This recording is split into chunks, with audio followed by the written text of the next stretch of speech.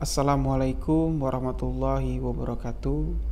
Halo sahabat sebuah kisah misteri, kembali lagi bersama saya Rio Wijaya. Di sini saya ingin mengucapkan terima kasih kepada sahabat-sahabat semua yang telah mendengarkan kisah misteri yang saya ceritakan. Dan terima kasih juga kepada sahabat-sahabat yang telah mengirimkan kisah misteri pengalaman mistis kalian ya kepada saya untuk saya bagikan di video sebuah kisah misteri. Dan kali ini saya akan menceritakan sebuah kisah misteri yang disampaikan oleh Mas Dwi, yang mana kemarin Mas Dwi baru menonton video saya yang berjudul Tumbal Pesugihan yang menumbalkan anak kandung demi kekayaan pesugihan. Jadi setelah Mas Dwi menonton video tersebut, Mas Dwi mencoba menghubungi saya dengan mengirimkan email dan meminta nomor kontak saya, dan saya berikan nomor telepon saya. Akhirnya kemarin sekitar jam 11 siang Mas Dwi menghubungi saya melalui telepon. Di sini Mas Dwi menceritakan sebuah kisah pengalaman yang pernah dialami Mas Dwi. Di sini Mas Dwi meminta agar cerita ini saya ceritakan agar sahabat-sahabat yang mendengarkan kisah ini bisa mengambil pelajaran dari pengalaman yang dialami Mas Dwi. Dan apa yang dialami Mas Dwi ini semoga saja tidak akan pernah terjadi lagi. Kisah ini diceritakan Mas Dwi ketika dimana saat itu Mas Dwi tengah dalam kejayaan di usahanya. Mas Dwi merupakan seorang developer pemborong sebuah perumahan yang mana dulunya Mas Dwi hanya bekerja sebagai arsitek di sebuah perusahaan developer, dan pada akhirnya Mas Dwi bisa memiliki perusahaan sendiri. Dan Mas Dwi menceritakan bahwa dulu perusahaannya cukup besar yang tadinya berjalan hanya membangun beberapa perumahan dengan intensitas yang kecil, dan pada suatu ketika Mas Dwi dapat membangun 4 perumahan dalam waktu yang bersamaan yang mana di sini membuat kehidupan Mas Dwi sekeluarga jadi berubah drastis ya. Mas Dwi bercerita bahwa sempat Mas Dwi mengumpulkan keuntungan dari perusahaannya dalam 4 tahun ya. Mas Dwi mendapat keuntungan sekitar 38 miliar ya. Dalam 4 tahun Mas Dwi dapat mengumpulkan uang sebesar 38 miliar, dan saat itu Mas Dwi mencoba berekspansi ya, mengembangkan usahanya di bidang konveksi. Ya, konveksi. Mas Dwi membangun sebuah konveksi yang sangat besar, dan usaha konveksinya pun berjalan begitu cepat dan sukses mendapat keuntungan yang sangat besar juga. Mas Dwi menceritakan pada awal-awal konveksi yang ia miliki mendapatkan omset bersih ya, keuntungan bersih per bulan sekitar 100 juta per bulan ya. Dari setiap bulannya mendapat keuntungan 100 juta. Di sini Mas Dwi memiliki seorang anak wanita tunggal berusia 7 tahun. Yang mana ini adalah anak tunggal dimiliki keluarganya, karena setelah melahirkan putrinya ini, rahim dari istri Mas Dwi harus diangkat ya, karena dokter mendiagnosa ada kanker yang cukup membahayakan dan memutuskan untuk segera diangkat. Akhirnya Mas Dwi dan istrinya memutuskan untuk mengangkat mengangkat rahim dari istri Mas Dwi. Akhirnya mereka pun tidak bisa memiliki anak lagi, hanya memiliki seorang anak wanita berusia 7 tahun. Nah, ketika masa kejayaan Mas Dwi sedang di atas ya, Mas Dwi mencoba untuk berekspansi lagi ya, mengembangkan perusahaannya dengan modal yang sudah dimilikinya sekitar 30 miliar. Mas Dwi mencoba untuk bekerja sama dengan beberapa rekannya untuk membuat sebuah perumahan elit ya. Membuat sebuah perumahan elit, dan di sini Mas Dwi harus menginvestasikan dana sekitar 60 miliar ya, 60 miliar. Yang mana 30 miliar lagi Mas Dwi harus mencari dana dengan menggadaikan beberapa aset yang ia miliki ya, termasuk rumah yang ia tempati.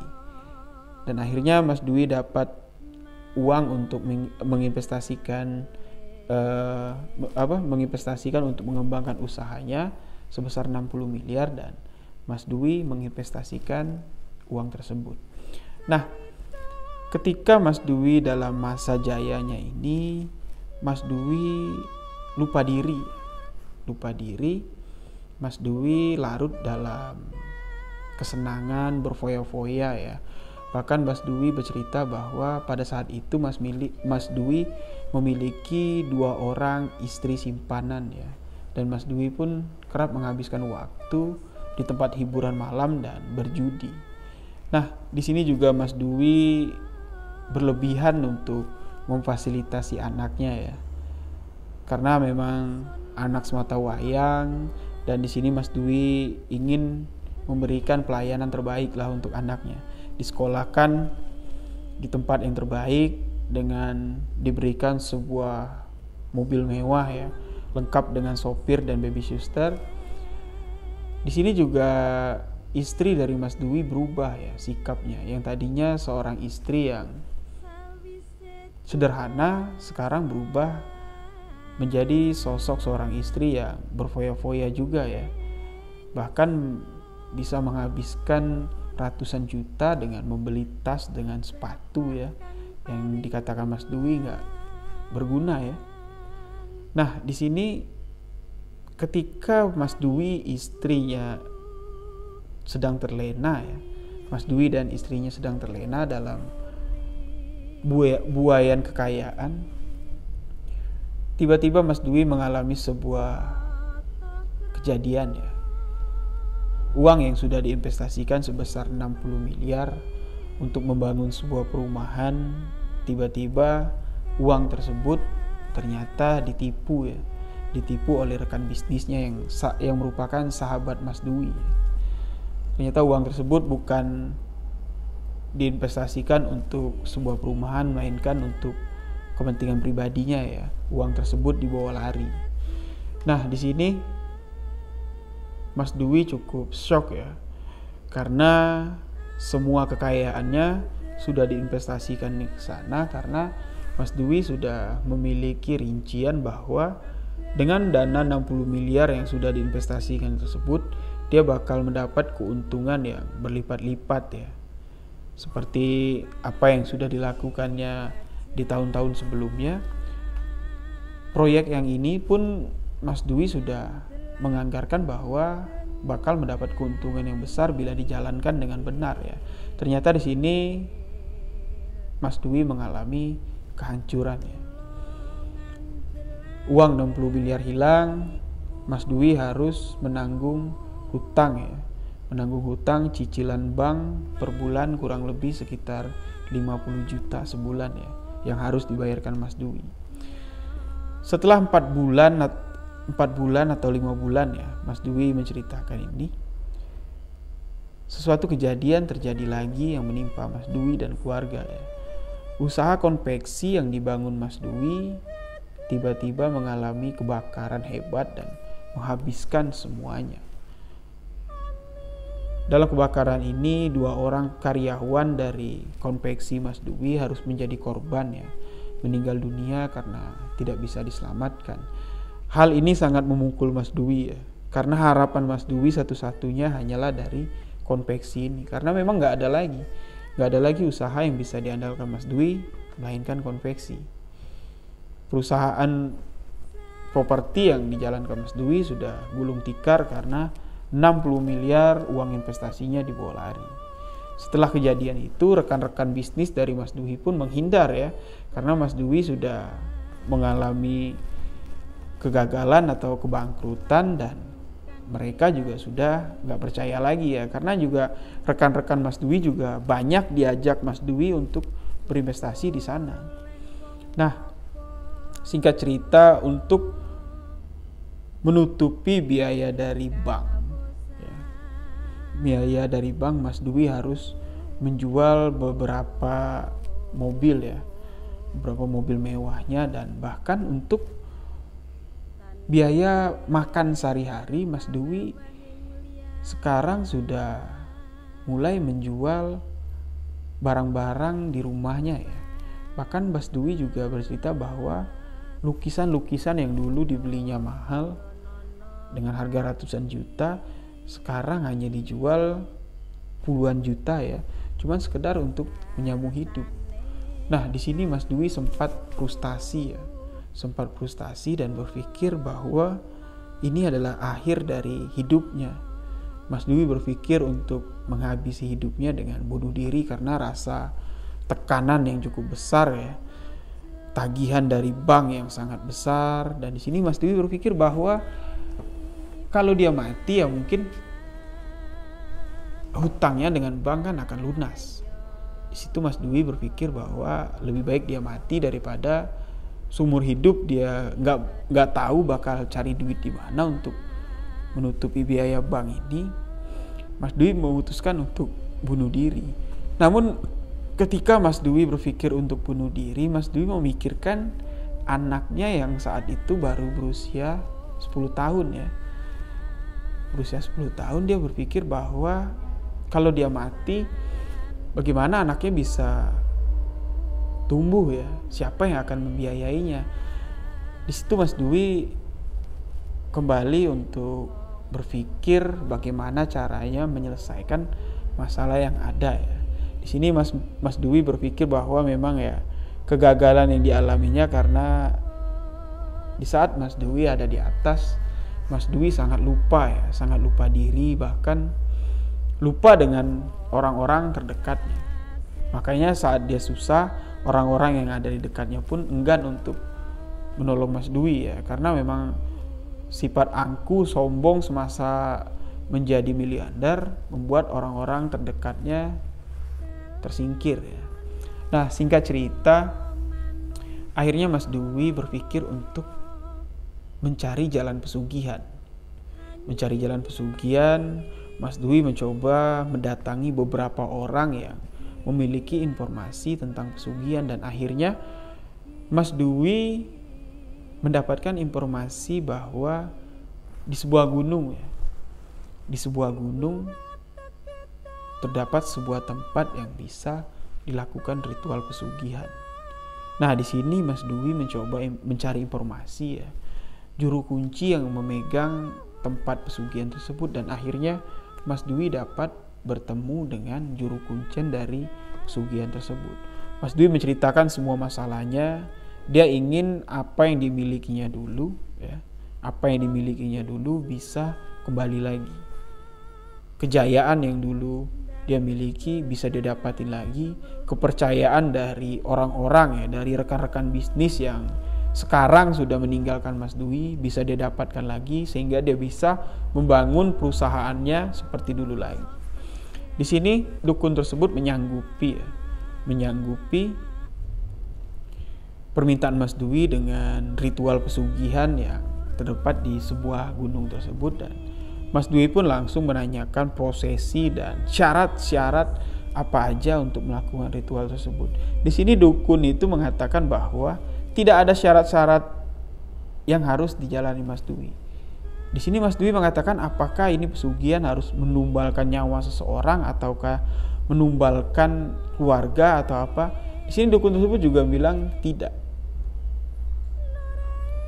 menggunakan tumbal dan tidak menggunakan syarat. Di sini Mas Dwi hanya harus datang ke sana dan melakukan beberapa ritual, meminta kepada penghuni dari tempat tersebut memberikan kekayaan. Di sini dukun tersebut bercerita bahwa penghuni dari makam tersebut adalah seorang wanita, boleh dikatakan ya rajanya jin ya, rajanya setan yang ada di sana. Di situ Mas Dwi pergilah ya, pergi bersama dukun tersebut untuk ke tempat pesugihan itu. 1 minggu dilalui Mas Dwi di tempat itu, melakukan banyak ritual ya, tapa ya, semedi di sana. Akhirnya Mas Dwi dapat bertemu dengan sosok ya penunggu tempat pesugihan tersebut. Memang di situ sosok wanita, tapi Mas Dwi melihat wanita tersebut berbeda ya. Mas Dwi bercerita di sini, wanita tersebut adalah wanita setengah ular ya, dan di sini Mas Dwi nggak berani memastikan kalau itu adalah sosok apa atau namanya siapa. Mas Dwi hanya menceritakan bentuknya aja seperti manusia dengan setengah badan ular yang berukuran besar, dan wanita tersebut menanyakan ke Mas Dwi bahwa apa yang diminta Mas Dwi bisa diberikannya dengan satu syarat ya. Satu syarat, ketika nanti semua yang telah diberikannya dinikmati oleh Mas Dwi ya, dinikmati oleh keluarganya, sosok ini meminta bahwa ketika Mas Dwi mati nanti, Mas Dwi akan menjadi pelayan dari kerajaan sosok tersebut, kerajaan wanita tersebut seumur hidupnya, seumur umurnya ya, sampai ini ya, sampai kiamat ya. Mas Dwi menjadi pelayan di kerajaan tersebut. Nah, di sini Mas Dwi nggak berpikir panjang ya, Mas Dwi langsung mengiyakan. Yang penting apa yang diinginkannya bisa terwujud. Setelah Mas Dwi melakukan perjanjian, sosok tersebut meminta Mas Dwi menyiapkan sebuah kamar khusus yang tidak boleh dimasuki oleh siapa-siapa. Ya, tidak boleh dimasuki siapa-siapa. Jikalau nanti ada orang yang menerobos masuk tempat tersebut, orang tersebut akan mendapatkan petaka ya, mendapatkan bala karena masuk ke tempat pesugihan ya. Di sini Mas Dwi menyebutkannya kamar pesugihan. Nah, singkat cerita Mas Dwi pulang ke rumah dan Mas Dwi menyiapkan sebuah gudang yang ada di bawah tanah ya, yang tadinya digunakan Mas Dwi untuk menyimpan barang-barang ya, dan berkas-berkas lamanya, berkas-berkas lama untuk kerjanya dulu. Dan di situ juga ada meja gambar ya, karena dulu Mas Dwi adalah seorang arsitek. Ruangan tersebut dikosongkan Mas Dwi dan dijadikan kamar ya, kamar sesuai dengan permintaan dari wanita pesugihan tadi ya. Di situ dibuat Mas Dwi sebuah kamar dengan ornamen tempo dulu dan sebuah tempat tidur lengkap dengan kelambu ya, penutup berwarna hitam. Dan di situ kamar tersebut selalu dikunci rapat dan istri dan anak Mas Dwi selalu diingatkan tidak masuk ke sana karena di sana banyak file-file penting, dokumen-dokumen penting dari pekerjaan Mas Dwi. Jadi takut kalau ada orang lain masuk ke sana tercecer atau ada yang mengambil. Jadi Mas Dwi meminta tidak boleh satupun orang yang boleh masuk ke sana. Singkat cerita, setelah 8 bulan Mas Dwi melakukan perjanjian pesugihan, kehidupan Mas Dwi pun kembali ke tahap pemulihan ya. Yang tadinya orang-orang tidak percaya lagi dengan Mas Dwi. Tanpa Mas Dwi sadari ya, orang-orang yang dulu menjauhi Mas Dwi kini mulai mendekat dan mau diajak berbisnis kembali, sehingga mereka tidak ragu-ragu menginvestasikan dananya untuk proyek yang bakal dibangun Mas Dwi. Mas Dwi tetap mau menjalankan proyek pembangunan ya, karena memang basic dari perusahaan Mas Dwi memang dulunya sukses di bidang properti. Banyak sekali orang-orang yang dulu telah meninggalkan Mas Dwi kembali datang lagi, dan perusahaan-perusahaan baru yang ditemui Mas Dwi dengan negosiasi singkat dan ringan ya, mereka langsung setuju untuk menginvestasikan dana yang cukup besar untuk proyek Mas Dwi. Seketika proyek Mas Dwi pun jalan, keadaan pun kembali berubah ya. Mas Dwi pun kembali berubah dengan kehidupannya yang sangat mewah. Mas Dwi kembali kepada masa kejayaannya dan anaknya sudah berusia 12 tahun ya.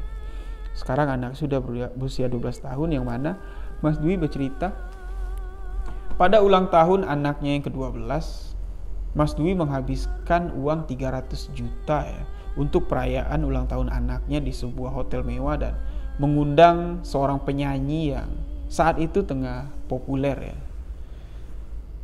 Mas Dwi menghabiskan uang 300 juta cuman hanya untuk perayaan ulang tahun anaknya. Di sini memang Mas Dwi lebih hidup lebih boros ya. Karena di sini Mas Dwi berpikir kekayaan yang dia miliki memang untuk dinikmati sekarang. Ya, karena Mas Dwi sudah sadar ketika ia mati dia akan menderita. Di situ Mas Dwi mulai menata investasi dan deposito untuk anaknya kelak ya. Sekarang anaknya berusia 12 tahun, Mas Dwi sudah menyiapkan deposito berkala sampai anaknya nanti lulus kuliah ya. Dan Mas Dwi juga sudah menyiapkan beberapa properti ya untuk diinvestasikan atas nama anaknya dan jaminan masa depan anaknya. Singkat cerita, anak berusia 12 tahun, seorang anak yang lucu ya, tanpa sengaja masuk ya, ke kamar bawah tanah, kamar pesugihan ya, sudah dilarang Mas Dwi untuk masuk. Di situ juga Mas Dwi menyatakan ini adalah kesalahan mutlak dari Mas Dwi ya. Karena biasanya Mas Dwi setelah masuk ke dalam kamar tersebut dan keluar selalu menutup kunci ya, selalu mengunci pintunya. Dan pada hari itu Mas Dwi lupa untuk mengunci pintu kamar tersebut. Dan tiba-tiba tanpa sengaja anak Mas Dwi yang berusia 12 tahun masuk ke kamar tersebut. Masuk kamar tersebut dan tidak terjadi apa-apa sebenarnya. Tidak terjadi apa-apa, masuk ke kamar tersebut dan keluar lalu bercerita kepada istri Mas Dwi bahwa kamar yang ada di bawah, ruangan yang ada di bawah ya, dia bilang ruangan papa di bawah katanya, ternyata itu adalah kamar, dia bilang. Bukan ruang kerja papa katanya. Di situ adik melihat tempat tidur dengan penutup hitam, dia bilang. Nah, di sini istri Mas Dwi kaget ya, karena memang apa yang dilakukan Mas Dwi dengan pesugihan ini tidak ada yang tahu ya, bahkan istrinya pun nggak tahu. Di situ kaget ya. Lalu istrinya menanyakan, apalagi yang adik lihat di sana? Adik melihat banyak lukisan, dia bilang kan, melihat lukisan dan kaca katanya, ada kaca bulat. Di depannya ada ini kata dia, ada seperti patung, dia bilang kan, ada seperti patung ular, dia bilang. Dan lukisannya pun berbentuk seperti ular kata dia. Nah, di situ anak dari Mas Dwi menceritakan di situ banyak kembang ya, banyak kembang-kembang dan di situ banyak buah-buahan, dia bilang. Dan ada dupa juga yang sedang menyala kata dia. Nah, di sini istri Mas Dwi langsung berpikir bahwa suaminya melakukan pesugihan. Ketika malam Mas Dwi pulang, langsung istrinya menanyakan kepada Mas Dwi tentang kamar yang ada di bawah. Mas Dwi masih menyatakan bahwa itu adalah ruang kerjanya dan banyak file-file penting di sana yang tidak boleh diganggu ya, takut hilang. Tapi langsung dibantah oleh istrinya bahwa itu adalah kamar untuk melakukan pesugihan. Sontak di situ Mas Dwi langsung kaget. Menanyakan, tahu dari mana? Apakah kalian masuk ke sana? Apakah kamu masuk ke sana melihat? Telah diceritakan oleh istrinya bahwa anaknya yang berusia 12 tahun tadi siang masuk ke kamar tersebut. Di situ Mas Dwi sangat terkejut dan panik karena sudah dilarang ya, sudah ada perjanjian bahwa kamar tersebut tidak boleh dimasuki oleh orang lain. Jika ada seseorang yang masuki akan mendapatkan musibah. Nah, di sini Mas Dwi nggak tahu musibah apa yang bakal dialami oleh anaknya. Ya, setelah kejadian itu, Mas Dwi masih merahasiakan apa yang dilakukannya. Di situ Mas Dwi cuman menceritakan ya, beritahu istrinya bahwa itu cuman sekedar hobi aja, dia bilang. Dia hobi untuk mengkoleksi barang-barang kuno kata dia kan. Tapi kalau diberitahu kepada istrinya pasti bakal istrinya takut dan tidak memperbolehkannya karena barang-barang yang di dalam itu, lukisan-lukisan yang ada di dalam itu adalah lukisan yang bentuknya seram-seram ya. Nah, di sini Mas Dwi masih terus kepikiran ya. Hari-harinya masih kepikiran apa yang akan terjadi dengan anaknya. 1 minggu berlalu tidak terjadi apa-apa. 2 minggu, 3 minggu, bahkan sampai 1 bulan baru Mas Dwi merasakan sesuatu yang aneh ya. Mas Dwi mulai mendapat mimpi yang aneh ya. Mas Dwi bermimpi bahwa ia pergi dengan anaknya ya. Pergi dengan anaknya ke sebuah wahana mainan, dan di situ Mas Dwi melihat ada seorang wanita yang tiba-tiba membawa lari anaknya. Seorang wanita tiba-tiba datang yang sosoknya nggak dikenali Mas Dwi, tiba-tiba memegang tangan anak Mas Dwi dan membawanya lari. Di situ terlihat wajah anak Mas Dwi sangat sedih dan seperti menangis ya. Nah, di situ Mas Dwi nggak bisa melakukan apa-apa, cuma dapat melihat dan memanggil-manggil. Terus mimpi itu terus hampir setiap malam, sampai suatu ketika anak Mas Dwi jatuh pingsan ya. Sedang bermain jatuh pingsan dan langsung dilarikan ke rumah sakit. Tiba-tiba dokter mendiagnosa bahwa jantung dari anak Mas Dwi ini bocor. Ada kebocoran di jantungnya dan itu sudah dengan tingkat kebocoran yang cukup besar ya. Mas Dwi meminta bahwa ada penanganan yang bisa menghambat ya, istilahnya dapat mencegah kebocoran tersebut, namun dokter tidak berani bertindak ya, karena operasi yang akan dilakukan sia-sia. Karena kebocoran yang ada di jantung anak Mas Dwi sudah cukup besar. Di situ Mas Dwi sangat terpukul ya, sangat terpukul. Harapan yang ditanamnya selama ini mendapatkan sebuah musibah yang di luar akal sehatnya. Yang mana sebelumnya anak Mas Dwi ini adalah anak yang sehat-sehat ya, tidak ada gejala jantung, tidak ada gejala penyakit lain, dan tiba-tiba jantungnya bocor. Di situ juga dokter heran ya. Rekap medis dari anak Mas Dwi tidak ada menunjukkan gejala penyakit jantung dan jantung bocor ya. Penyakit lain pun bahkan tidak ada. Dokter menyatakan bahwa anak Mas Dwi sebelumnya sehat-sehat aja dan tiba-tiba mengalami kebocoran pada jantungnya. Di sini Mas Dwi langsung teringat akan apa perjanjian pesugihannya ya. Memang perjanjian pesugihan Mas Dwi memang tidak menumbalkan nyawa seseorang ya. Namun di sini ada larangan yang sudah dilakukan oleh anak Mas Dwi ya, memasuki kamar pesugihan tersebut dan akan mendapatkan musibah, dan ternyata inilah musibahnya. Inilah musibahnya. Seminggu setelah anaknya jatuh pingsan dan anak dari Mas Dwi meninggal dunia. Di situ membuat Mas Dwi sangat terpukul. Membuat Mas Dwi sangat terpukul, dan Mas Dwi berpikir juga apa yang dilakukannya selama ini sia-sia. Harta yang dimilikinya selama ini nggak berguna. Bahkan kebangkitan dari Mas Dwi di masa terpuruknya ya, untuk memilih jalan pesugihan karena memikirkan untuk membiayai kehidupan anaknya ke depan, bahkan sampai untuk masa kuliahnya hingga menjadi seorang yang sukses. Itulah yang membuat Mas Dwi berpikir untuk mencari uang dengan jalan apapun. Tapi di sini nyatanya setelah apa yang didapat Mas Dwi juga akan tetap kehilangan anaknya.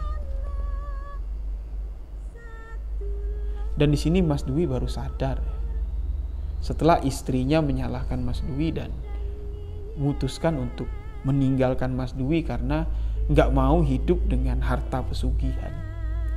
Nggak mau hidup dengan harta pesugihan. Istrinya meninggalkan Mas Dwi. Kehidupan Mas Dwi pun hancur ya. Kamar pesugihan yang tadinya dijaga oleh Mas Dwi, setelah kepergian anaknya, kamar tersebut pun dihancurkan Mas Dwi, semua barang-barang ya dari situ dibakar oleh Mas Dwi.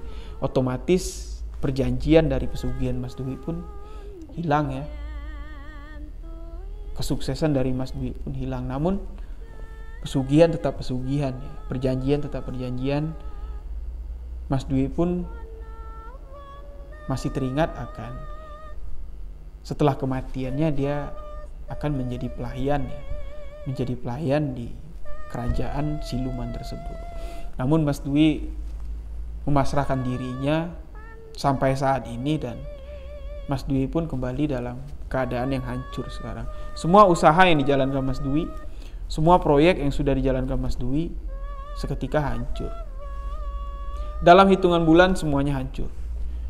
Dan perusahaan Mas Dwi pun diambil alih oleh para rekan-rekanan bisnisnya yang sudah banyak menanamkan modal ke sana. Dan akhirnya Mas Dwi pun terbuang dari perusahaannya sendiri. Bahkan sekarang Mas Dwi tinggal mengontrak ya. Mengontrak di sebuah rumah kecil dan Mas Dwi sekarang berjualan buah ya. Berjualan buah potong keliling. Namun di sini Mas Dwi sudah sadar.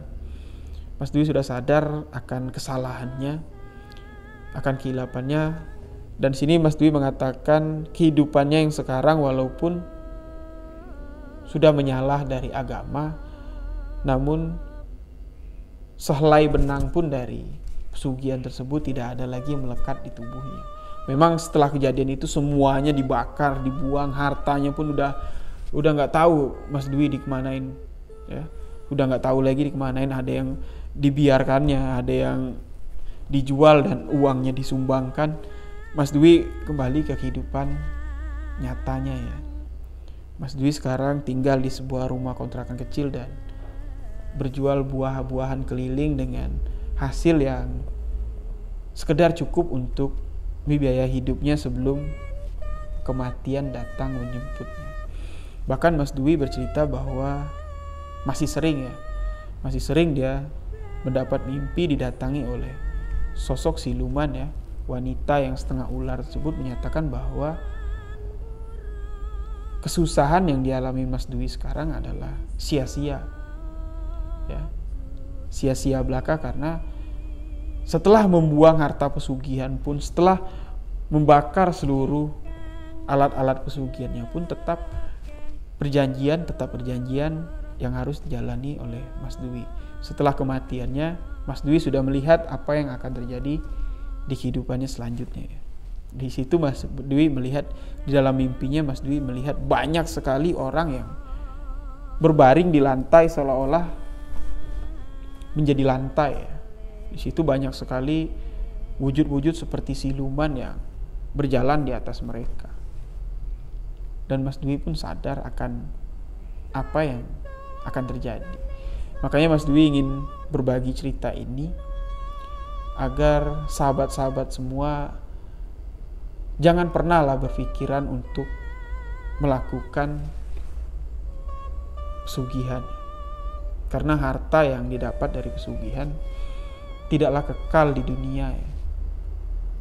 Seperti yang cerita dialami Mas Dwi, harta dari pesugihan yang diharapkan Mas Dwi bisa menghidupi anaknya dengan kecukupan dan menjadikan anaknya seorang yang mapan, ternyata pesugihan tersebutlah penyebab dari kematian anak Mas Dwi. Demikianlah kisah ini, semoga bermanfaat untuk kita semua. Kita ambil hikmah dari kisah yang diceritakan Mas Dwi. Terima kasih sudah mendengarkan cerita ini. Saya Rio Wijaya. Wassalamualaikum warahmatullahi wabarakatuh.